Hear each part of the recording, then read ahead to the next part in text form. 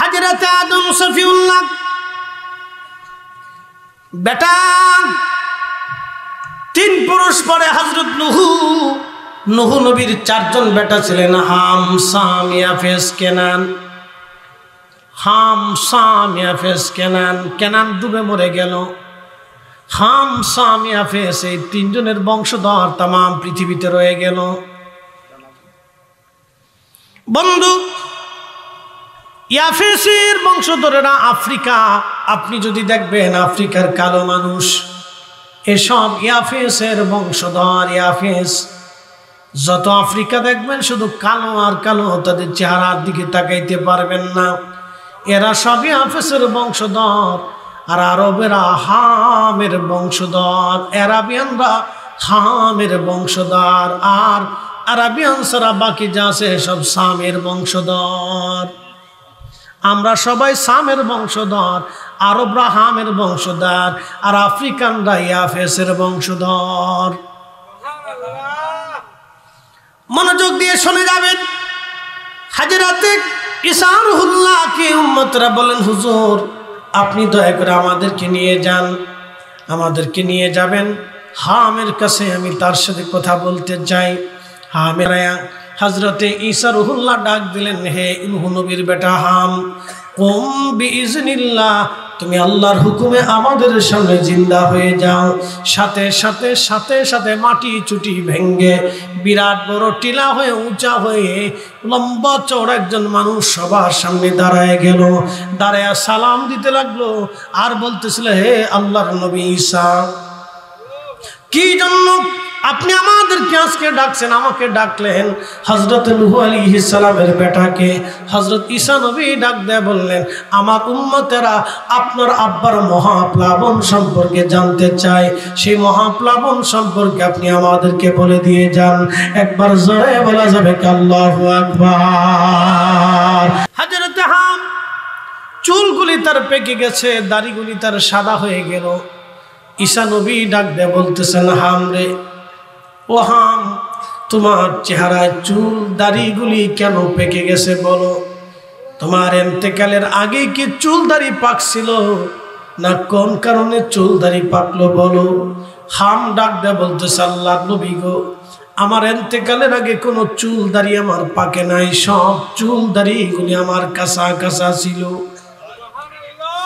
কিন্তু আপনি যখন আমাকে ডাক দিলেন কুম বিইজনিল্লাহ বলে, আমি ভাবছিলাম আমার রব, আমার আল্লাহ আমার জিন্দা বানাইতেছেন, হাসরের ময়দান বুঝি কায়েম হয়ে গেছে।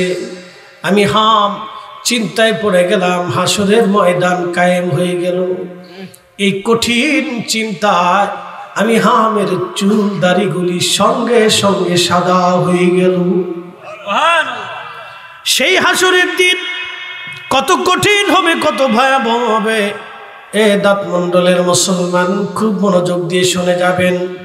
আল্লাহর কোরআন বলতেছে, তা'রুজুল মালাইকাতু ওয়ার রূহু ইলাইহি ফি ইয়াউমিন কানা মিকদারুহু 50,000 সানা।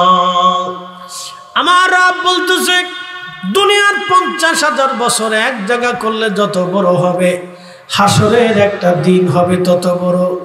আমি রব যেই দিন বিচারের কাঠগড়ায় ফেরেশতারা এবং রূহগুলি আমি আল্লাহর দরবারের দিকে দৌড়াইতে থাকবে, সেই দিনটা কত বড় হবে জানোনি? 50,000 সানা, 50,000 বছরের সমান হবে। সেই দিনের একদিন দুনিয়ার 50,000 বছরের সমান হয়ে দাঁড়াবে। 1 মিনিট করে 60 সেকেন্ডে হয় 1 মিনিট, এই 1 সেকেন্ড করে 60 সেকেন্ডে হয় 1 মিনিট, আর 1 মিনিট করে 60 মিনিটে 1 ঘন্টা, 1 ঘন্টা করে 24 ঘন্টায় দিন ও রাত।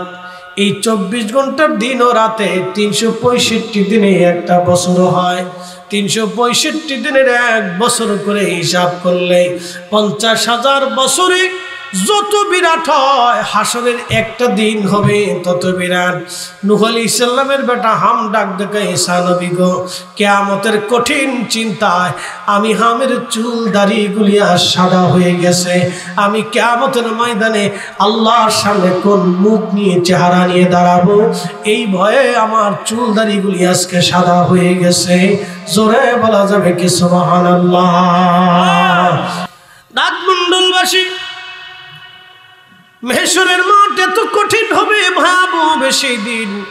আল্লাহু আকবার। সূর্যটা মাথা বরাবর হবে, সূর্যটা মাথা বরাবর মাত্র 1.5 থেকে 2 মাইল উপরে হবে। তাফসীরের মধ্যে আসছে ওই সূর্যটা, এই আয়াতের তাফসীরের মধ্যে ইমাম ইবনে কাসির লেখেন মাথা বরাবর সূর্য হবে। বর্তমান পৃথিবীতে যে সূর্যটা আছে এর উত্তপ্ততা, এর কঠিনতা হলো 200 কোটি ডিগ্রি সেলসিয়াস তাপমাত্রা। এই 200 কোটি সেলসিয়াস তাপমাত্রা একটা লোহা গলে গলে পানির মতো হয়। বিভিন্ন যন্ত্রপাতি বানানো হয়, মাউথটা বানানো হয়েছে লোহা গলাইয়া। এই মাউথের কভারটা বানানো হলো লোহা ধাতব পদার্থকে গলাইয়া। মাত্র 13,000 ডিগ্রি সেলসিয়াসে এই লোহাটা গলে আজকে এই আকার করে তৈরি করে আপনার সামনে নিয়ে আসা হলো। আর সূর্যের তাপমাত্রা 200 কোটি ডিগ্রি সেলসিয়াস। ওই সূর্যটা যদি আল্লাহ একটু নিচে তুলে দেয়, তামাম পৃথিবী পুড়ে পুড়ে সারকার হয়ে যাবে, পৃথিবীর কোনো অস্তিত্ব সৃষ্টিতে থাকবে না। ওই সূর্য যদি উপরের দিকে নিয়ে যায়, ঠান্ডা পড়ে তামাম পৃথিবী একেবারে ঠান্ডা বরফে জমে জমে সব জমে যাবে, পৃথিবীর কোনো অস্তিত্ব থাকবে না। সূর্যটাকে প্রত্যেক দিন নির্দিষ্ট টাইমে যিনি ধরে রাখেন, একসাথে বলবেন সেই মালিকের নাম কি? আল্লাহ। না না হয় না, আরো ধরে বলেন কে? সেই মালিক যদি আল্লাহ হয়, তাহলে আজকে স্বীকার করে যাবেন সেজদাটা ওই মালিকের জন্য প্রয়োজন আছে না নাই? তাহলে আজকে থেকে নিয়ত করে যাব রব্বুল আলামিন আর কোনোদিন সেজদা কাজা করব না, কোনোদিন নামাজ কাজা করব না, কোনোদিন নামাজ কাজা করব না, কোনোদিন নামাজ কাজা করব না। ওই রব্বুল আলামিন সূর্যটাকে এমন একটা স্থানে আল্লাহ ধরে রাখলেন, আপনি যদি দেখেন সূর্যের ভিতরে শুধু আগুন আর আগুন। পৃথিবীতে মাটি আছে, গাছ আছে, আপনাদের পাশে হাওর, হাজার হাজার কোটি কোটি মন মাছ আছে। একটু মনোযোগ দিবেন, এই যে হাওরের ভিতরে এখন সারা জমিন দিয়ে আজ পানি, এই পানি কিন্তু 2 মাস পরে আর থাকবে না, একেবারে শুকিয়ে যাবে। আপনারা আবার ধান লাগাবেন, পানি চলে গেল, পানি দিলেন আল্লাহ, পানি নিয়ে গেলেন আল্লাহ। যে রব পানি দিলেন, এই পানির ভিতরে আবার মাছ দিলেন, এই মাছগুলি আবার দেখবেন পানি শুকানোর পরে নদীর মধ্যে চলে গেল। হাজার হাজার কোটি কোটি মন মাছ আল্লাহ দিলেন, এই মাছগুলি আবার আল্লাহ নিয়ে চলে গেলেন। আবার বর্ষা শুরু হবে, আবার মাছ আসবে, বর্ষা শুরু হবে, আবার আল্লাহ মাছ দিবেন। এই সূর্যের আলো যদি না থাকতো, মাছ পৃথিবীতে বাঁচত না। সূর্যের আলো যদি না হতো, গাছে ফল হতো না, মানুষ বেঁচে থাকতো না। সূর্যের আলো যদি না হতো, তাহলে কোনো প্রাণী জগৎ পৃথিবীতে বাঁচতে পারতো না। সূর্যের আলোটাকে দিয়ে রাখলেন আমার আল্লাহ। পৃথিবীতে হাওর আছে, নদী আছে, নালা আছে, খাল আছে, বিল আছে, জঙ্গল আছে, মানুষ আছে, পশু আছে, পাখি আছে, পাহাড় আছে, পর্বত আছে, পানি আছে, আগুন আছে, বাতাস আছে, সব আল্লাহ পাক দিলেন। কিন্তু সূর্যের মধ্যে আগুন ছাড়া আর কিছুই নাই। প্রত্যেক ঘন্টায় সূর্যের ভিতরে 1 লক্ষ গতিতে কিলোমিটার বেগে আগুনের ঝড় হতে থাকে। এই সূর্যটাকে আমার আল্লাহ রাব্বুল আলামিন গ্যাসীয় পদার্থ দিয়ে আমার আল্লাহ জ্বালায় রাখেন। এই গ্যাস যারা সূর্যের ভিতরে নিক্ষেপ করে, তারা ফেরেশতারা, সূর্য অনেক উত্তপ্ত হয়ে যায়, আবার ফেরেশতারা বরফগুলি নিক্ষেপ করে করে সূর্যটাকে ঠান্ডা বানায়। এইভাবে সূর্যটা চলতে চলতে চলতে চলতে আল্লাহর আরশ আজিমের নিচে যায় সূর্যটা ডুবে যায়। আল্লাহর আরশে মুআল্লার নিচে যায় সূর্য আল্লাহকে সেজদা দেয়, ডাক দেয় বলে রব্বি অনুমতি যদি দাও পৃথিবীর মানুষের জন্য আলো নিয়ে আসবো, আর অনুমতি যদি না দাও সেজদায় পড়ে থাকবো।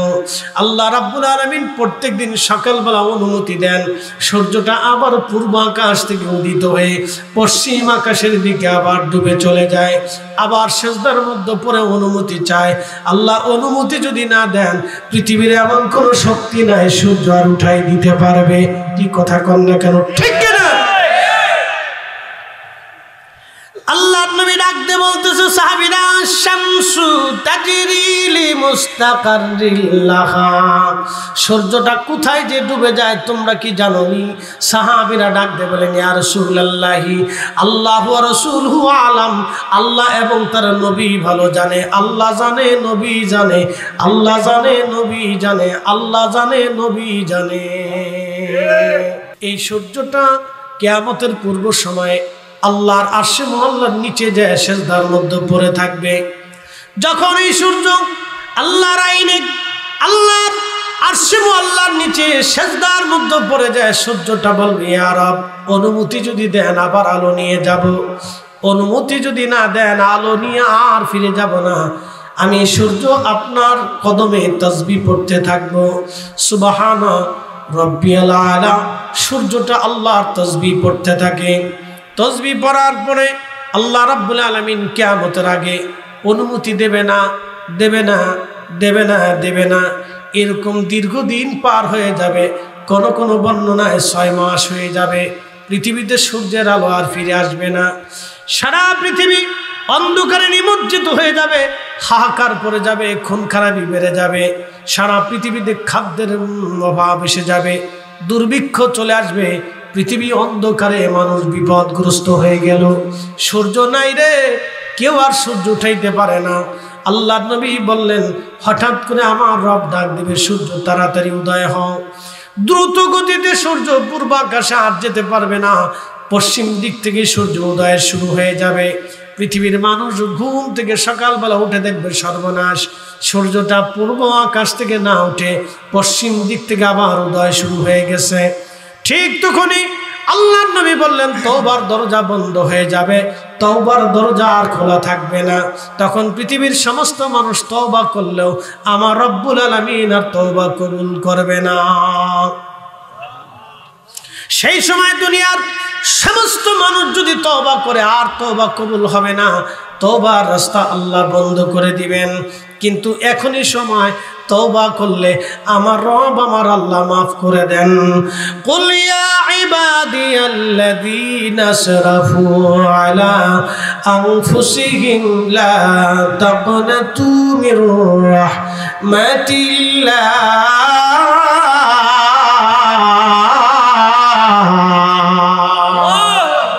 আল্লাযীনা আমানু, যারা ঈমান আনছে ঈমানদার, ওয়া কানু ইয়াত্তাকুনা লাহুমুল বুশরা ফিল হায়াতিদ দুনিয়া ওয়া ফিল আখিরাহ। দুনিয়াতে ঈমানের পরে যারা মুত্তাকি হয়েছে, আল্লাহকে ভয় করেছে, আল্লাহর কোরআন বলতেছেন দুনিয়াতে তাদের জন্য সুসংবাদ, আখিরাতেও তাদের জন্য সুসংবাদ। মালিক ইবনে দিনারের 4-5 দিক হাজার হাজার নদীর মাছগুলি এসে মুখে করে একটা করে স্বর্ণ মুদ্রা নিয়ে আসছে। মাঝি, মালিক ইবনে দিনার ডাক দিছে, মাঝি যতগুলি পয়সা লাগে ভাড়া বাবদ তুমি নিয়ে যাও, আমার আল্লাহ মাছের মুখে করে আমার জন্য পয়সা পাঠিয়ে দিয়েছে। তুমি 1 পয়সা চেয়েছো, আমার আল্লাহ হাজার হাজার মাছের মুখে করে শত শত হাজার হাজার স্বর্ণ মুদ্রা পাঠিয়েছে। তোমার যত দরকার তুমি আজকে ভাড়া বাবদ নিয়ে যাও। মাঝি কদম মুবারকে পড়ে বললেন হুজুর চিনতে পারি নাই, ভুল হয়ে গেছে, পার করে দিব, কোনো পয়সা লাগবে না, পয়সা লাগবে না। একবার জোরে বলবেন কি মারহাবা। এই ওলি আল্লাহর বাংলাদেশ, শহীদ গাজীর বাংলাদেশ রহম করো আল্লাহ, রহম করো আল্লাহ। বলেন শাহজালালের বাংলাদেশ, শাহপরানের বাংলাদেশ রহম করো আল্লাহ, রহম করো আল্লাহ। কষ্ট হচ্ছে আপনাদের? ফিরে যাব কার কাছে? কি নিয়ে যাব? আল্লাযীনা আমানু ওয়া কানু ইয়াত্তাকুন। ঈমান আর মুত্তাকি, ঈমান আর তাকওয়া, ঈমান আর আমল, দুইটা জিনিস নিয়ে কবরে যাওয়া লাগবে। দুইটার বাহিরে যাহা নিয়ে যাবেন তাহাই আপনার কাছে ফেরত আসবে, কোনোটাই কাজে লাগবে না। ঈমান আর আমল, ঈমান আর আমল। ঈমান আনতে হবে আহলে সুন্নাত ওয়াল জামাতের আকীদা অনুযায়ী। কথা কন না কেন? ঠিক কি না? আল্লাহর নবী বলেন উম্মত, আমার উম্মতের ৭৩টা দল হবে, ইল্লা মিল্লাত ওয়াহিদ, একটা দল জান্নাতে যাবে, বাদ বাকি সব দল জাহান্নামে চলে যাবে। জান্নাতি কয় দল? এক দল। আহা জোরে বলেন কয় দল? এক দল। জাহান্নামী কয় দল? ৭২ দল। জান্নাতি কয় দল? সেই দলের নাম কি? আহলে সুন্নাত ওয়াল জামাত। আচ্ছা বলেন, এই দলে হুজুর গাউসে পাক আছে না নাই? আছে। খাজা বাবা আজমিরি আছে না নাই? মুজাদ্দিদ আল ফেসানি সেরহিন্দি আছে না নাই? বাহাউদ্দিন নাশবন বুখারী আছে না নাই? বাবা শাহজালাল ৩৬০ আউলিয়া আছে না নাই? মিরান শাহ তাতারি রাহমাতুল্লাহ আলাইহি আছে না নাই? কোটি কোটি ওলিরা এই দলে আছে না নাই? কারণ আহলে সুন্নাত ওয়াল জামাত ছাড়া কোনো মা ওলির জন্ম দিতে পারে নাই। তাহলে আপনারা কি কপাল পুরানা কপালওয়ালা? হ্যাঁ হ্যাঁ, আওয়াজে দুর্বল, রাত বেশি হয়েছে। কপাল পুরানা কপালওয়ালা, হ্যাঁ জোরে বলেন কপাল পুরানা কপালওয়ালা। আমরা কপালওয়ালা আহলে সুন্নাত ওয়াল জামাতের দামন ধরে আছি। মাহফিলে কোটি কোটি লোক হইলে হক খাওয়া যায় না। আল্লাহ রসুলের দরবারে সাহাবী ছিল মাত্র ১৬ লক্ষ, এখন মুসলমান আছে ২০০ কোটি। ১৬ লক্ষ সাহাবী যা করেছে, কয়টা? আমাদের দল কয়টা? দলের নাম কি? জোরে বলেন, জোরে জোরে জোরে জোরে জোরে জোরে জোরে আহলে সুন্নাত ওয়াল জামাত। বাস, এক কথাই শেষ। আমরা আর অন্য কিছু বুঝি না, বুঝার দরকার নেই, বেশি বুঝলে বিপদ। কথা বুঝে যেতে হবে। এদেশে দিন কায়েম কখনোই হবে না যতদিন পর্যন্ত ঠুয়াঠুই, গুতাগুতি, কিলিকিলি, ফাস্টাফাস্টি আছে, কাজ হবে না।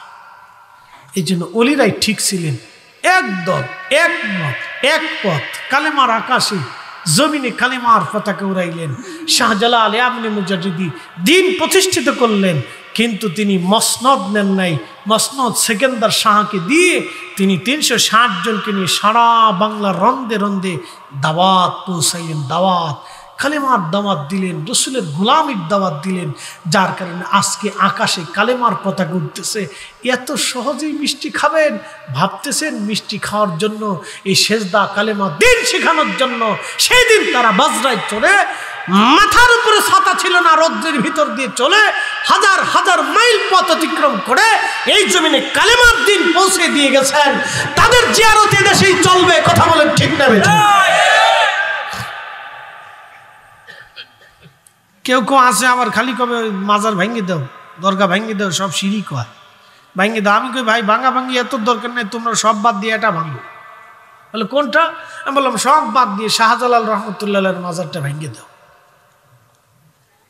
কি মনে করেন আপনারা আঙ্গুল চুষবেন?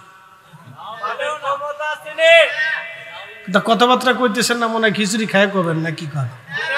তারপরে খায় করবেন। শাহজালাল রহমতুল্লাহ দরগা ভাঙতে গেলে আপনারা কি বসে কলা খাবেন দেশে? না, চা খাবেন। হ্যাঁ, কথা কন না কেন? চা খাবেন নি আপনারা? যদি শাহজালাল রহমতুল্লাহ মাজার ভাঙতে যায় আপনারা বসে থাকবেন না? কি বলে? বাংলাদেশে বিশ্বযুদ্ধ লেগে যাবে। বলছি এত ভাঙা ভাঙ্গির দরকার নেই, একটা ভাঙ্গি দরকার। ওই তো হয়ে গেল শেষ। শোনেন, কিছু কিছু সময় কিছু কিছু মানুষের উগ্রতা দেখলে মনে হয় যে একবারে কি না কি লাটসাপ হয়ে বসছে। কিন্তু জানে না ক্ষমতা আল্লাহর আদালত থেকে, আল্লাহর আরশে মুআল্লা থেকে বন্টন হয়। এটা রাতের মধ্যে চেঞ্জ হয়ে যেতে পারে, রাতের ভিতরে শেষ হয়ে। শোনেন একটা কথা বলি আজ আপনাদেরকে। পৃথিবী বিখ্যাত ওলি যারা ছিলেন তারা কোনোদিন মসনদ নেন নাই, তারা মসনদের জন্য দোয়া করতেন। যে বাদশাহ যত অলি প্রিয় ছিল সে বাদশার স্থায়িত্ব তত বেশি ছিল। উসমানী সাম্রাজ্য অলিদের দোয়ার ফসল। তারা এই জন্য অলিদেরকে খুব শ্রদ্ধা সম্মান করতেন। পৃথিবীতে উসমানী সাম্রাজ্য আপনি যদি দেখেন, তারা যে পরিমাণে পৃথিবী অলিদের মাজারকে সংরক্ষণ করছে, পৃথিবীর কোনো সাম্রাজ্য এরকম করে নাই। কারণ সেই সাম্রাজ্য প্রতিষ্ঠিত হয়েছিল হুজুর গাউসে পাকের রুহানি আওলাদ হযরত আল্লামা ইমাম ইবনু আরাবী রাহমাতুল্লাহের হাত ধরে, অলিদের হাত ধরে। শাহজালাল এদেশে ইসলাম এসেছে অলিদের হাত ধরে, এদেশে ইসলাম প্রতিষ্ঠিত হয়েছে অলিদের হাত ধরে। মুহাম্মদ ঘুরি এদেশে বিজিত হয়েছে খাজা বাবা আজমিরির হাত ধরে। কথা বলেন ঠিক না? হযরত আদম নবী ছিলেন ৬০ হাত। আদম আলাইহিস সালামের কয়েকজন পরপুরুষ। মাত্র ২০০ বছর পরে, ২৫০ বছর পরে হযরত নূহ আলাইহিস সালামের জন্ম হলো। ১০০ বছর ধরে তিনি দাওয়াত, দুঃখিত ৮০০ বছর ধরে তিনি দাওয়াত দিলেন, দাওয়াত তারা মানল না। তিনি হযরতে আদম সফিউল্লাহর পরে ২ পুরুষ পরের সন্তান। আদম নবী ৬০ হাত ছিলেন, হযরত নূহ আলাইহিস সালাম অন্তত না হলে ৫৯ হাত ছিলেন। আদম নবী যদি ৬০ হাত হয়, নূহ আলাইহিস সালাম তিনি ছিলেন ৫৯ হাত, মিনিমাম হবে ৫৯ হাত। এবার বুঝেন, নূহ নবী যদি ৫৯ হয়, তা নূহ নবীর বেটা হাম না হলেও ৫৮.৫ হাত। কি কথা কন না? আমি একটা পরিসংখ্যান দিতেছি, বড় হইতে পারে কম হইতে পারে, এটা মিনিমাম পরিসংখ্যান। আদম নবী যদি ৬০ হাত হয়, তা আমরা নিলেনটা হাত না, আমরা রাত না, আদম নবীর নিজের হাতের ৬০ হাত। তো আদম নবীর লম্বাই ছিলেন ৬০ হাত, তার হাত কি আমরা রাতের মতো ছিল? হ্যাঁ, তাহলে আমরা এরকম ২-৪-৫টা মানুষের সমান তার হাত ছিল। তাহলে সেই হাতের ৬০ হাত ছিলেন আদম আলাইহিস সালাম। এই উপরের দিক চাইয়ে থাকলেও আপনি সাথে এই চেহারা খুব বুঝতে পাবেন না যে কত বড় লম্বা। একসাথে বলবেন আল্লাহু আকবার।